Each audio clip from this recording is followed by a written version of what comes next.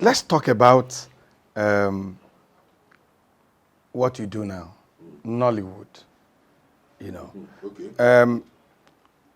let me be a little personal. I know that a couple of years back, you, for instance, shot a lot of films in my residence. And one thing I noticed was that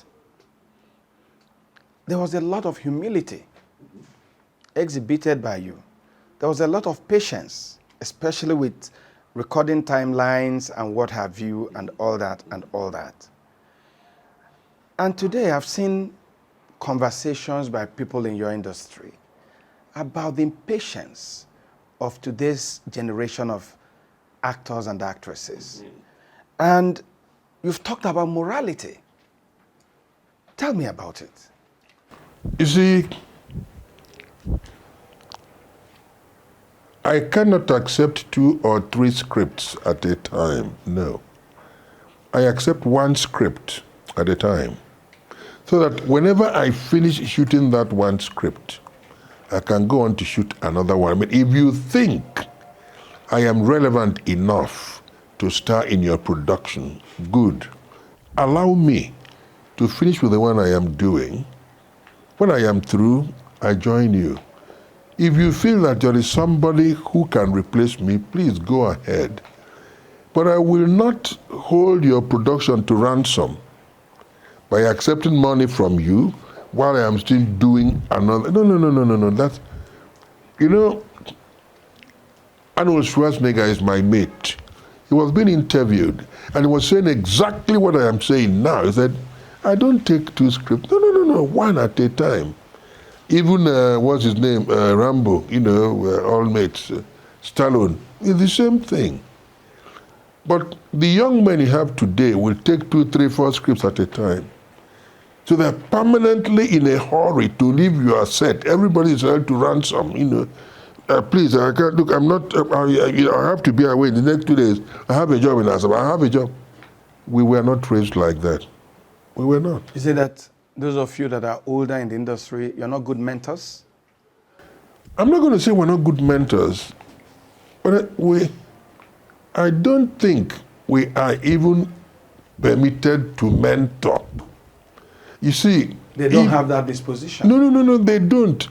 I'm not even sure they think contributions from us can be relevant or didactic. I don't think so.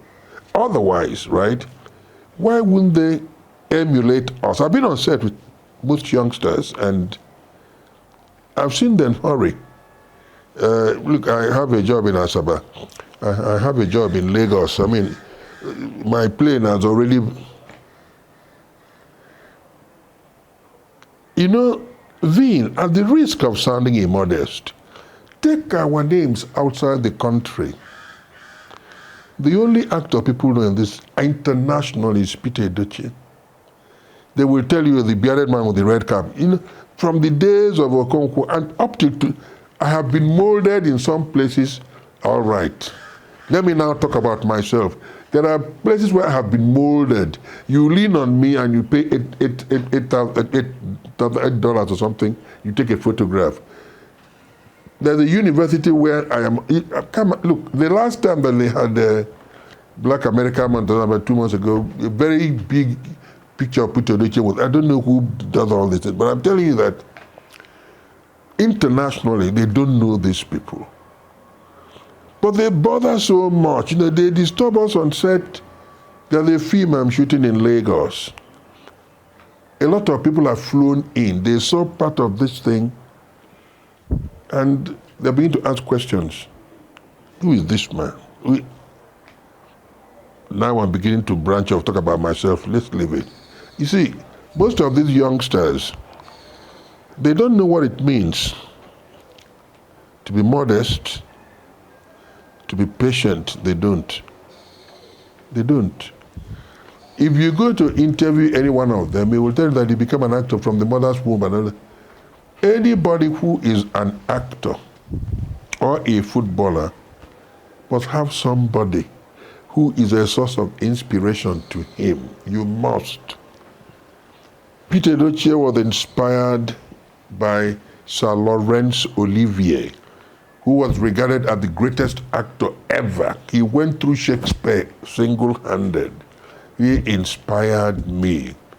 There's a man today called Anthony Hopkins. This is a man who will admit to you that he was inspired by Sir Laurence Olivier, right? Just like Denzel Washington was inspired by Sidney Poitier. You see, you cannot be a great person on your own. When I was playing football, I was playing with my right leg. After some time, I saw someone called Elkanah Onyali using his left. I started to try, and I ended up playing with my left leg. I was being called Onyali. It is the same thing with everybody who is a good footballer today. He will tell you, this person inspired me. You interview most of the actors in the country. They will not give credit to anybody. No, no, no. They were so great from their mother's womb. They were so, fantastic. I mean, that's madness now, I mean. Let's go to something in the last couple of months that you're championing. You've had to call out actors and actresses about infidelity in marriage, jumping from one marriage to the other. You've also talked about morality. You've also talked about abuse in the industry. What is the challenge? Why is it that a lot of people in your business, especially the younger ones, can't keep their marriages? And can't even be trusted, even in business and a whole lot. What is the challenge? You're an insider, and sometimes people like you, I can say you've seen it all. What is the problem? They are influenced by what happens in Hollywood. In Hollywood, it is difficult to get a marriage lasting up to 10 years. Yeah. And they think it's the best way to carry on, That is something that I've heard a lot of people say in Igbo.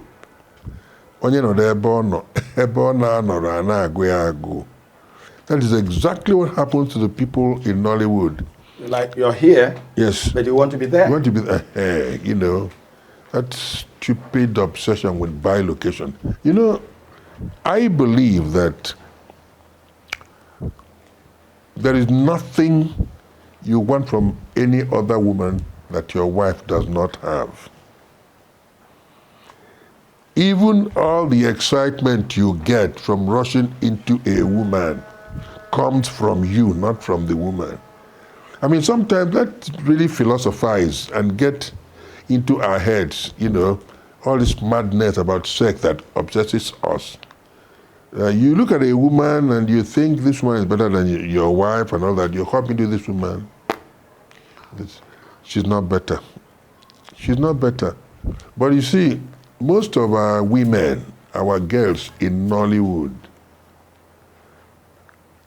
allow themselves to be obsessed by what they read of actresses in Hollywood.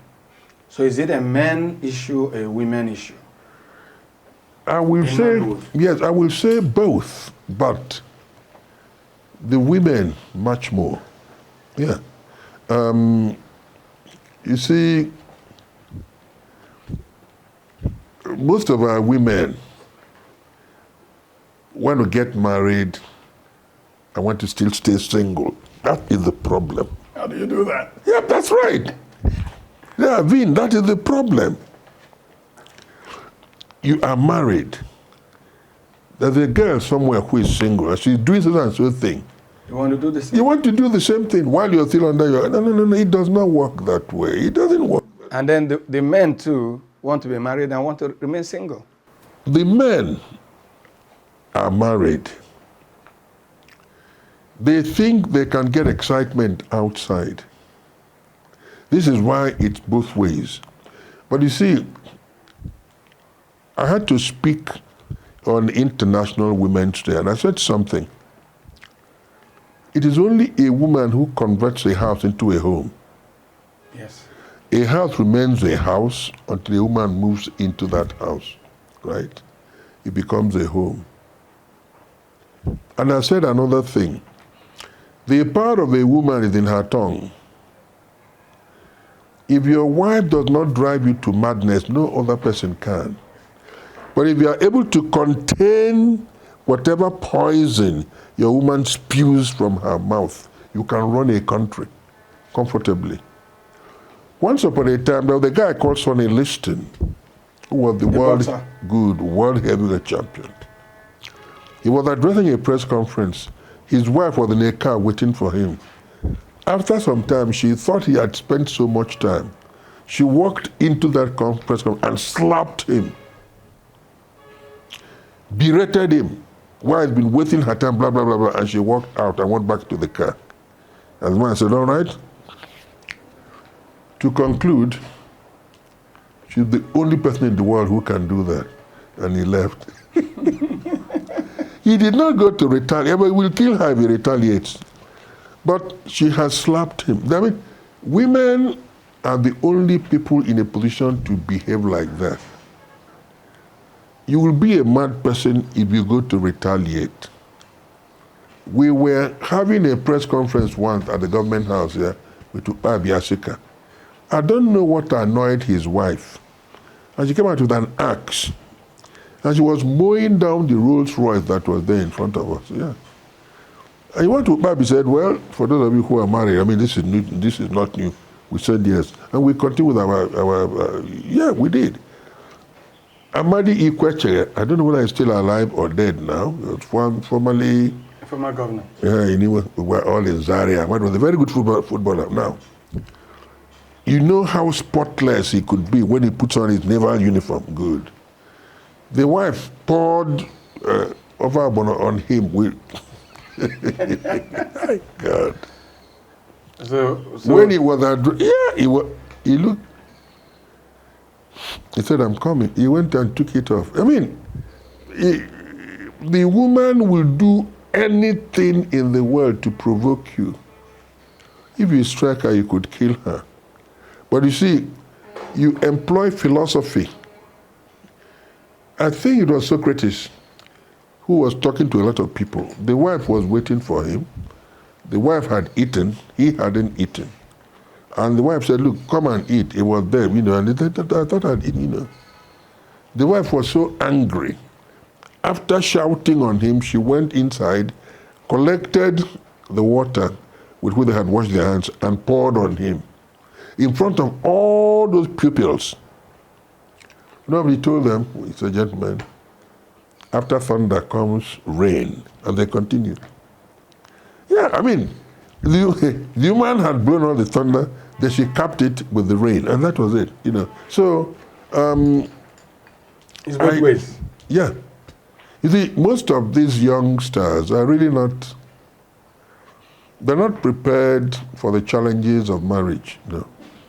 So when those challenges come, you know, they can't cope with them. They can't. You know, a lot of people, forgive me, but I have to ask you. A lot of people, I mean, you think the way you think, and then you, your son, is in all this, getting married today, not getting married. What do you tell him? I don't want to comment on it because the case is in court. Yeah, I don't. If the case were not in court, we would have discussed it, but it is in court. I mean, he's my son. So it's not a safe area, it's sub judice, it's in court, so let's leave it. Okay. So just about a week ago from today that we're having this interview, you were 77 and you were celebrated. When you look back from those years in Kaduna where you grew up and all that, don't tell me you're an interested party. How would do you think Edochie has done well? Well, if we take a good look at this house, I don't think it's a poor effort. That's my house. And to build this house, I never borrowed a kobo from anybody. Not from the bank, not from my friends, not a pin. Every kobo that went into this house was earned. And I feel happy about it, right? It is well furnished. If you sit down in my parlor and I put on the 2 air conditioners there, you will sleep off. So I thank my God that at my age, I have a roof over my head, which is mine. I have children who look after me. This is a very big car. If I take off this thing, you will see the car I'm talking about. The Christmas gift from my son. One of them. So I don't think I have done badly. I thank God that one, I am still alive at 77, and I'm still going on. You see, I've had a lot of people say that age is just a number. That's a very stupid statement. If a person tells you that age is a number, slap that person. Age is not just a number, no. Then, when you begin to age, the first thing you lose is your memory. Age attacks your memory before attacking any other part of your body. Yeah. Sometimes you can't hear what people are saying, and they're talking to you. Sometimes you can't see properly. These things come with age. Every young man at a stage in his or her life must suffer something that has got to do with the prostate. I've moved out because of that and back. I have gone to India. There are many other people in the industry who are suffering the same. There are people in the industry who've lost their memory entirely. So if somebody tells you that age is a number, that's a very flippant, silly, stupid talk. It's not. But we all pray to age. And as you're aging, you're looking at your children coming up. That tells you that you're aging. You're getting frail, right? When I climb upstairs now to go and lie down and sleep, it is with plenty of effort. It was not like that when I built the house, right? I could take the stairs 2 at a time, but now I have to climb, like a chameleon, gradually, So, if I look at my mates, people who schooled with me and people who worked with me in the broadcasting house, I'm not sure that anybody in the management who is still active. No. Most of the directors are dead now, and So there's so much to thank God for. Listen, on the day of my birthday, 5 Reverend Fathers celebrated Mass for me here. The Vicar General was representing the bishop, and was the Vicar General for the entire, including Onitsha and all that. I don't have the word for it. Then the head of the Spiritans, we had 3 professors who are Reverend Fathers who were there, and the only person there who came all the way from South Africa, has just been ordained a priest. All the others are doctors from beginning to the end. They've been in this thing. Good. And I said to myself, Pete, if you can attract this distinguished assembly to come and officiate on your birthday, I think God knows you've done your best. In whatever I do, God comes first. Vin, in whatever I do, God comes first. And I don't let money determine my relationship with anybody. No. Vin, I have known you for so many years. You have always been like this. I have not caught you quarreling with anybody. You are not a commissioner, you are not a minister. But being your friend, or you being my friend, It's something I treasure very much. Yeah. I have shot so many films in your house. Anytime we come to the place, your wife gives us all the attention, Onyanyoji and all that. The children come around me, have photographs. You know, that is the kind of thing that gives me a lot of joy. It is not knowing governors and knowing commissioners. No. That all these things are transient. That's not what I value. I think about God in whatever I do, then I think about my relationship with individuals. That matters a lot. There is no way you can appreciate God except you are involved with the individuals around you. You look at all the faces of people around you. They have eyes, they have ears, they have nose, they have mouth. No two people look the same. That makes you appreciate God, right? Good. So if you ask me, I will say I think I have done well for myself by the grace of God, yeah. Are you bothered? Are you worried about what we see in Nollywood? Very, actors doing well, have a good run, and then they get, after so many years, they can't even take care of themselves. And then people have to contribute money for them to go to hospital. They don't have houses where they live in. What is the reason? Why does it happen? Is it that they don't make hay during the sunshine? Or, tell me, you're there. You're like a father in Nollywood. What's the problem? I am. First of all, let me talk about priorities. People make money and maybe their priorities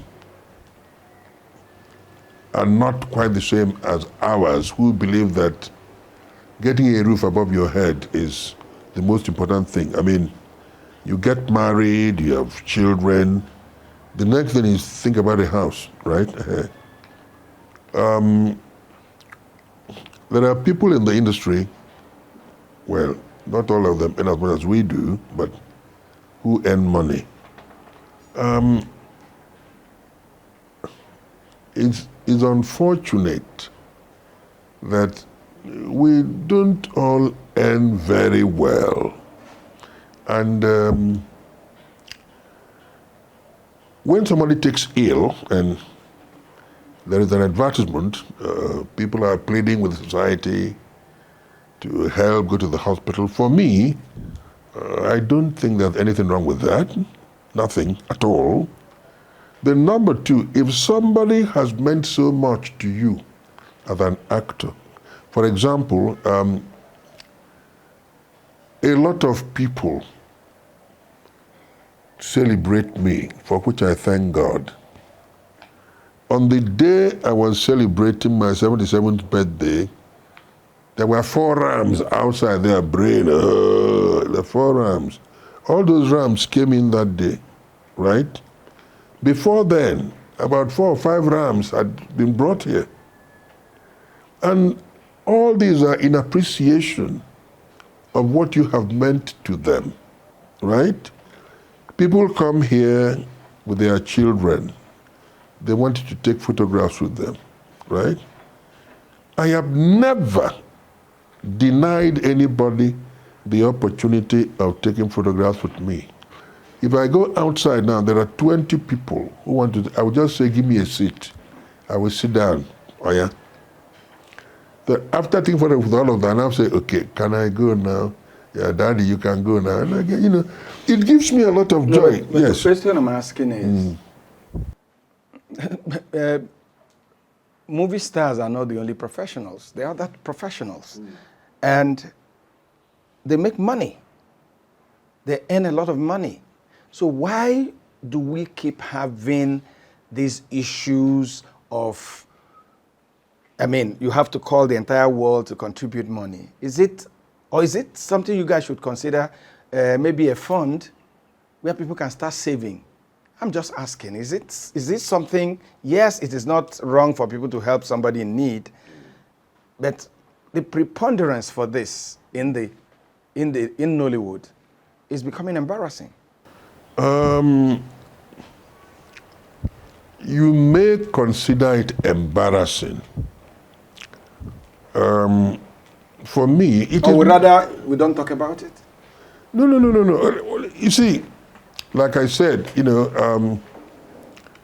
I went to India for prostate and all that stuff. If I didn't tell you that now, you wouldn't know. Yes, I would. It was not advertised, and all that. Because by the grace of God, my circumstances made it possible for me to do that.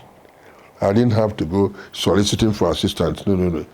Somehow, it was handled, by the family. Good. Not everybody is in a position to do that. Right now, to take a man to India, etc., bring him back, I don't know. Don't even imagine how much it's going to cost. It would be difficult for any actor, as it is today in this country, to afford on his own to go outside, get treated, and come back. It's difficult. And if the doctor says, this is the only place you have to go, appealing to the public, there's absolutely nothing wrong with that. Okay. There are a lot of people who have money who would want to see you. Okay, wait. When Christian Chukwu was ill, Otedola brought $50,000. I think the government also brought some money. It was Otedola's intervention that made it possible for Christian to go abroad for treatment. I love him for that. I wish I would meet him one day, and I'm going to shake hands with him, right? Okay. The man who owns Peace, Mass transit and all that. this man, when xenophobia was about engulfing the entire Nigerians who were there in South Africa, he went there and collected Nigerians back home, free of charge. The man that owns Airpeace. Yeah. He brought them back. That's what I call being a Nigerian. Nobody asked him to, but he thought he owed himself that duty. He found himself in a position to do that. There are so many Nigerians who have buildings, who have private jets, who have a lot of money. And I'll tell you something, if you get up tomorrow and say, this man is ill, I am going to sponsor his treatment, you're a hero. Like the first person who said he was coming to Ibu's aid, his father was formerly a very big name in Kwara, Is it Saraki? Saraki. Then others came, right? Good. I mean, if tomorrow it is said that Edochie is ill, first of all, I come back to the word embarrassment. My family will be embarrassed if my picture is put out with me, helpless, on a hospital bed. I don't think I would like it, right? But if there's any way of soliciting assistance without sort of embarrassment, I think there's nothing wrong with that. Okay. Because we're almost ending our conversation. No problems at all, yeah. I'm enjoying it. One thing I've heard people say is that you're a good family man. And even in Nollywood, you've also proven that you can be a big star and still have a good home. Yeah, why? Tell me the secret of your success in the family, and then the wonderful relationship you have with your wife. I joined broadcasting with my wife the same year, the same month. She's a very brilliant woman. She went out, she read law, and came back to the family. We've been together for 55 years, my wife and I, and nobody has ever come to say, Pete, please stop beating this woman, because I never saw my father beat my mother. And all my sons, none of them had ever raised his hand against his wife, not even you. Yeah, I can tell you that with authority. My wife understands me, and I understand her. By the grace of God, I can provide for all her needs, and I thank God for that. Again, what makes a success in any family is the ability of the man to pick up the bills. I have never asked my wife how much she earns as a lawyer, how much she was given as a gratuity. No, I don't have any need for all that. No. But what she wants to do with her money is her business. I don't, So is instructional that the success, number one success of a marriage is that the man should be able to pick the bills. Yeah. Take care of his family. Exactly. Yeah. The moment you find that you cannot handle that aspect, then you're a failure as a man. Yeah. I mean, you went to the father to pay the bride price, right? And you were told, take care of our daughter. One thing we never do in Nollywood is to actually show the interaction between both families when it comes to arranging marriage before you get on to pay the bride price. Vin, you go to most places, you are told, oh, you will pay 200,000, 250,000. You run around and you get that money. You give it to the man. He takes 20,000 from there and say, take the rest. You are surprised. Take care of my daughter. Yeah, just take care of my daughter. I'm not selling her to you. No, don't worry. Go. And that's it. And that's it. I mean, you will now come to realize that you are marrying into a family that appreciates you. You owe that man an obligation to ensure that you take care of his daughter. Oh, come on, good. You want to go? You take care of his daughter. Yeah, that's it. I mean, I don't have any need to look out. I mean, I'm so satisfied staying at home, right? Occasionally, I just get on to drive me around and come back. And I sit back here. I mean, I enjoy sitting out here, enjoying the breeze. It's very hot these days, right? Or I go right upstairs. But you're a superstar. I mean, and you've been a superstar for a long while. I agree. You didn't become a superstar at 77. Your admirers are both men and women. I agree. How have you handled the women aspect of it? Because you can't tell me that over these years you didn't have, such interest. You remind me of the question I asked Zeke at a time. I said, Nanyo Wele, when you came back from America, you were a strikingly good-looking young man, tall, and you were being appreciated by the women. I mean, they didn't have their overtures towards you. How were you able to cope with them, the women? You know what he told me? He said, well, my son, I did whatever any man my age would have done. And I answered it. Does that answer you? I must thank you so much. Hey. All the times I come to talk to you, I find it as an exciting experience. There's something that has been very dear to your heart. The canonization process of Iwene Tansi. What is it, because he comes from the same area with you, or are there other reasons why you have made this campaign very important to you? I am glad that you mentioned this. First of all, one of the earliest priests to be ordained in Igbo land, in fact, the second after Bishop Anyogu, the second. Now,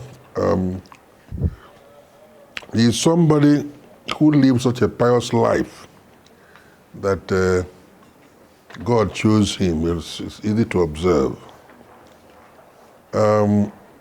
People required to know who this man is.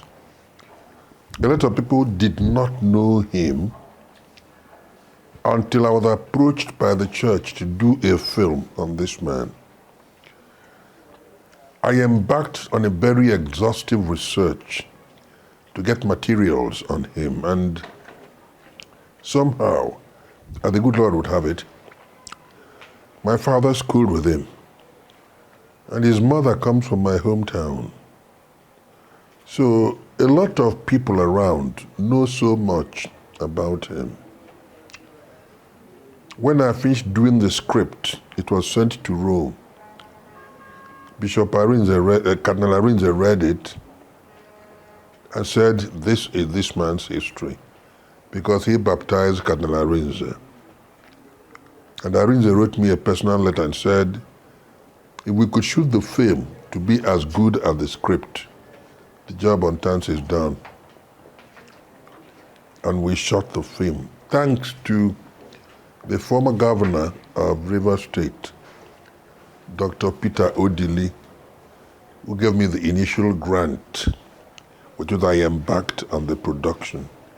Along the line, I was injecting money as I shot films, and by the grace of God, it ended up as an incredible production. We were now given a second mandate. Take this thing round the whole country. And for 15 years we were on the road. Yeah. The fervor, the enthusiasm, the anxiety for his canonization, all these are beginning to die down now because of poor follow-up on the part of the Reverend Fathers. Yeah. If you let people know that the struggle for his canonization is still on, then the worship will still continue. The prayers will continue. Except in parishes that are named after him now, I don't see any of these things around. And I think it's particularly painful because if you don't keep praying in this man's name, you may not get the only miracle that is required now for his canonization. We've gone through all the different stages, veneration and all, venerable, etc. We just require one more miracle to make him a saint. He's in heaven already. I mean, that's incontestable. But to make him a saint, But we know that by the grace of God, we'll get it. We'll get it, Normally it takes time, May not even be in our lifetime, right? But we pray it happens in our lifetime. If you pray with the name of Father Tansi, you will get results that will amaze you. Yeah. You will get results that will amaze you if you pray in his name to God. God so loves Father Tansi that in spite of his disability, he still wound up as a priest. If you're not complete as a man, you cannot be ordained as a priest. He lost an eye in a playground, but was still ordained as a priest. In 1937, along with Obelagwa and Wanebo, before he went over to England, St. Bernard's monastery, to become a monk. He died there at the age of 61 in 1964, the year I was leaving the secondary school. And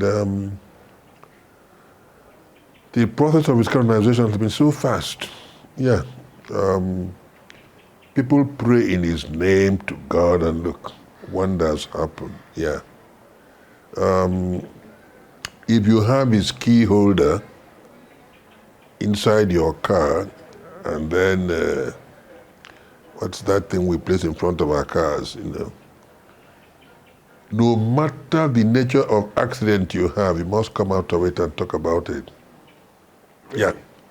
No matter the nature of accident you have, you will come out and talk about it.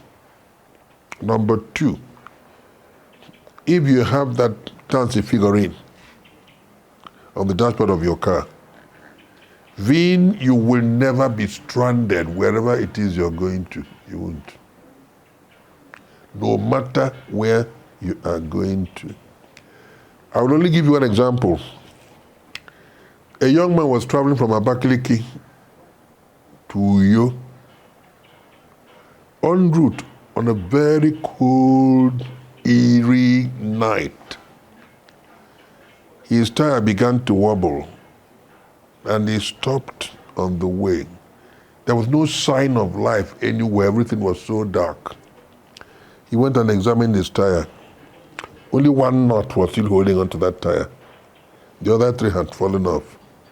And he went down on his knees and said, "Blessed Tansi, if I had listened to Peter Edochie, this wouldn't have happened to me, but forgive me, please. Forgive me." Two people, that night on a motorbike, came to him. What is the problem? He told them. They said, one of them said, "Okay, you stay here, I'm coming." He drove off on his motorbike. Came back a few minutes later with all the knots complete. And they tightened the tire. Then they asked him, drive it and make sure it's no more wobbly. He did. He came back, opened the car to thank them. He didn't see anybody. Again. He did not see anybody again. He just opened just to say, "Because thank you." And when everybody, the two men had disappeared. They had disappeared. He came to Uyo to give this evidence, right? It was there. The little girl who helped us to sell materials at Onichuku was working in the bank, and she overpaid somebody by 20,000, and this girl started crying. She cried and cried and cried, and she brought out that Tansi figurine, and he said, "Blessed Tansi, Peter Edochie told her that if we are in trouble, we'll call on you. If you don't help me now, I will be sacked."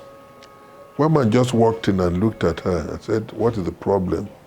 He said, "Do you have the man's number?" He said, "No." He said, "Okay, try this number." He gave the girl a number. She called that number, and she got the man she overpaid. And he said, "Please, I overpaid you by 20,000. If you don't return the money, I'll be sacked." The man said, "Wait, let me count the money." He counted it. He said, "You're right. You overpaid me by 20,000. I am coming to bring back the money." The girl thanked God, looked around for that man. He didn't see him again. Went into the manager's office, looked around the whole bank. He didn't see the man again, nothing. That's Tansi for you. And this is how he has helped a lot of people. There is nothing you call on Tansi in times of difficulty that you won't get an answer. I'm a living witness. Most of the things I'm telling you now, there are ones that are bigger than this. I just remember these two now to let you know. Yeah.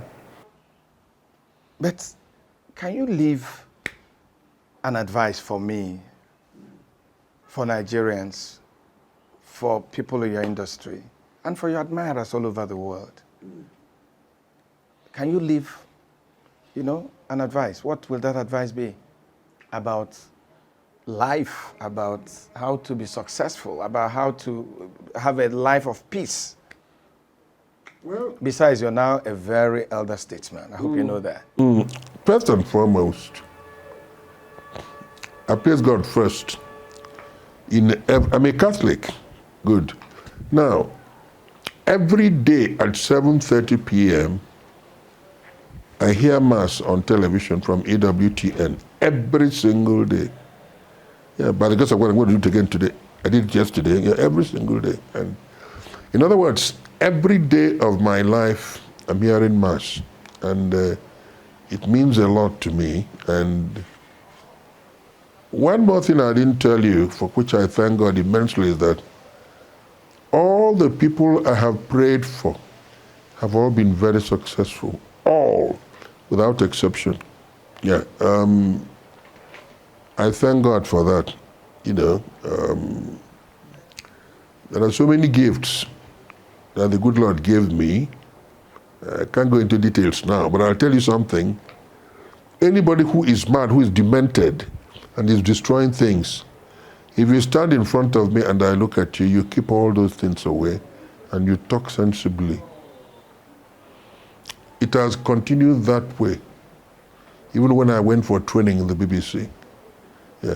I remember telling my colleagues, I saw one woman who was right. I said, this woman is coming to see me. She will beg me for money, I will give her, she will go back, she won't talk to any of you. And for them, Peter Abiakwa also. Then this woman came. She looked at me. Have you got tuppence to spare? I gave her £1. God bless you. She turned around and she left. The other two people, unfortunately, those other two people who trained with me are dead now. Joyce and Chikazubi Kela, but they rest in peace. They wouldn't believe what they saw. I have had a lot of demented people come to stay with me in my house and living with me very peacefully, you know, and what happens now after they would have left? You see, what I'm begging God for now is let their cure be permanent. Nyabi, that's what I'm begging the Almighty now. Okay. That aside, I want people to encourage us in what we are doing. There is one film we want to shoot, and we've been begging people who have connection to help us raise the money to shoot it. And that is what happened in 1803, called the Igbo Landing in America. Vin, if you Google it, you will know what happened. Igbo Landing, 1803 in America. 75 Igbos were drowned. They said instead of being sold into slavery, this river that brought us here will take us back. And those 75 people are from my place. And what were they singing? Omabala Ibuanye Bia. Omabala Ige Ibuanye Na. Omabala is that river at Otuacha. It's a tributary of the Atlantic.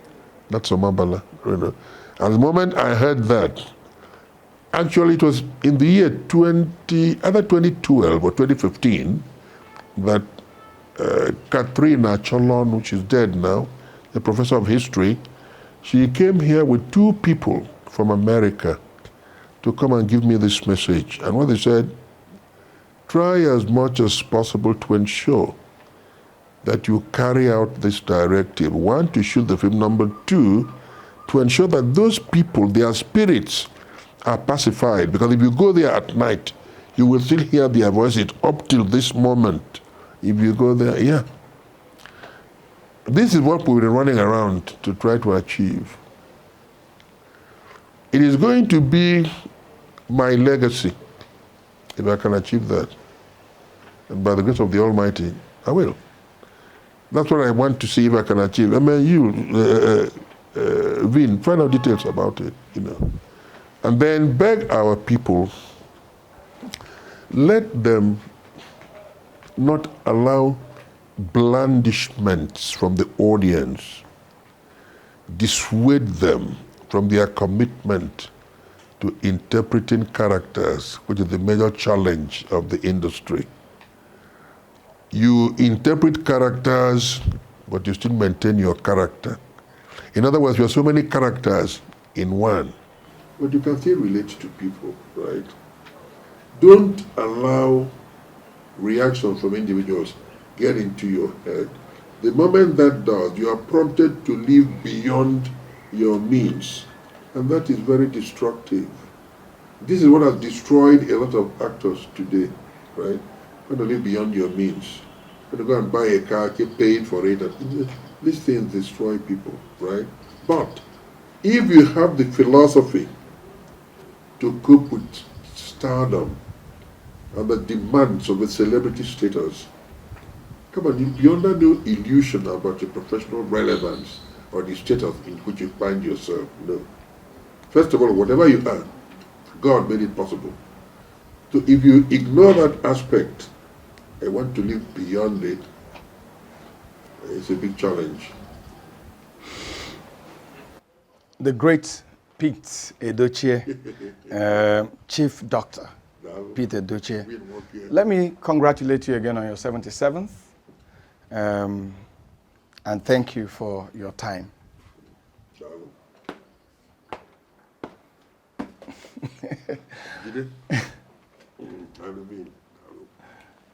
Well, I've been speaking with the great Pete Edochie, Chief Doctor Pete Edochie, M.O.N. Actor, broadcaster, so many of this and so many of that. Thanks for watching. I am Vin Martin Obiora Ilu from Enugu, Nigeria. Thanking you for watching and asking you to watch this program again on signaturetv.org and also join us on our social media handles. Bye for now.